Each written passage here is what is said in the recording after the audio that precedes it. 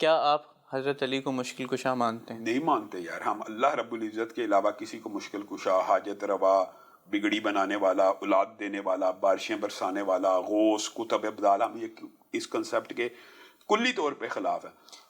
ایک دیکھیں نا، میں یہ نہیں کہتا ہوں کہ آپ ان کو حضرت علی کو کہیں کہ یار آپ علی سے یہ کہیں کہ آپ میرا یہ مسئلہ حل کر دیں، ان کا نالج ایکیومولیشن تو ہے نا آپ کے پاس، آرکائیوڈ ہے، آپ کے بہت سارے مسائل ان کے کول فیل اور ان کے علم سے اگر ٹھیک ہو جاتے ہیں، اچھا مجھے ایک تو بات کیا یہ آپ کی مشکل کشائی نہیں نہیں، ہوگی؟ ہاں یہ جو آپ نے بات کی ہے، دیکھیں مشکل کشائی کا جو عام معنی لیا جاتا ہے وہ اللہ کے ساتھ ہے، سمجھے نا؟ امن یجیب المضطر، قرآن کی آیت ہے نا، مشکل کشا کا لفظ قرآن یہ بھی کہتا ہے نا کہ علم والے اور جو جاہل ہیں برابر نہیں ہو سکتا نا۔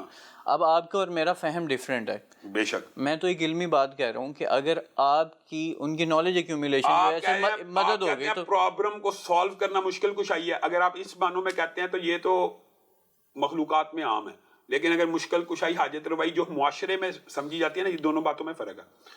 آپ میری پرابلم کو حل کر دیں، میں آپ کی پرابلم سالو کروں، اور آپ اس کو کہیں کہ یہ مشکل کشا ہے، تو یہ صحیح اس کی ٹرانسلیشن نہیں ہے۔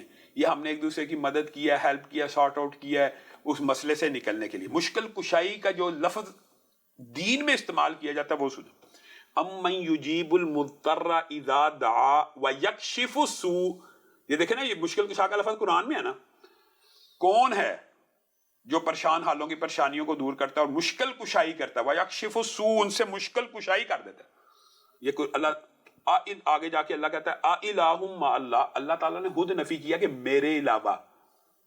ما فوق الاسباب اور ما تحت الاسباب کا ایک فرق ہوتا ہے علی بھائی، یہ لوگوں کو مشکل لگتی ہے لیکن بڑی آسان بات ہے۔ ما فوق الاسباب مشکل کشائی صرف اللہ کے لیے، اور ما تحت الاسباب مشکل کشائی جو آپ کہہ رہے ہیں نا، یہ تو مخلوق میں عام ہے، اگر ہم ایک دوسرے کے کام ہی نہیں آئیں گے۔ ایسے اگر مشکل کشائی کہہ جائے تو مان سکتے ہیں، جیسے میں نے آپ کو کہا۔ مجھے ایک بات بتائیں، آپ کو مثال دے رہے ہیں، آپ کسی قرض میں پھنس گئے ہیں اور آپ کسی دوست کے پاس جا کے کہتے ہیں کہ میرا قرضہ ادا کر دو، اور اس کے بعد آپ کہتے ہیں آپ نے میرا قرضہ ادا کر دیا، آپ مشکل کشا ہیں۔ مشکل تو دور ہوئی ہے نہیں، یہ نہیں بات ٹھیک ہے، یہ اس کو لیکن کیا کہتے ہیں؟ میں اس کو انٹائٹل نہیں کہہ رہا نا۔ نہیں، میں اس کو کہتے ہیں ما تحت الاسباب، جو میرے پاس پیسے ہیں۔ مشکل کشائی حقیقت میں کیا ہوتی ہے یہ بھی بات یاد رکھیں۔ ایک عورت بانجھ ہے، اس کا بچہ نہیں ہے، کیا یہاں پہ مخلوقات میں سے کوئی اس کو بچہ دے سکتا ہے؟ بالکل نہیں۔ اس کو مشکل کشائی کہتے ہیں۔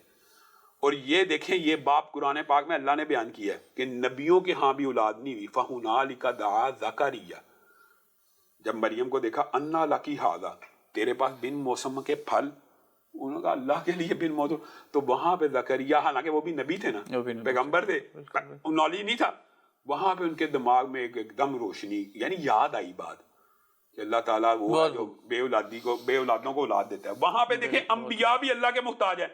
اگر مشکل کشائی کی صفت نبیوں میں ہوتی تو وہاں پہ اللہ تعالیٰ یہ ذکر کرتا، پھر وہاں پہ زکریا نے اپنی اولاد پیدا، اللہ تعالیٰ کہتا ہے وہاں پہ زکریا میرے آگے گڑ گڑایا، اور میرے آگے تو مشکل کشا کون ہے؟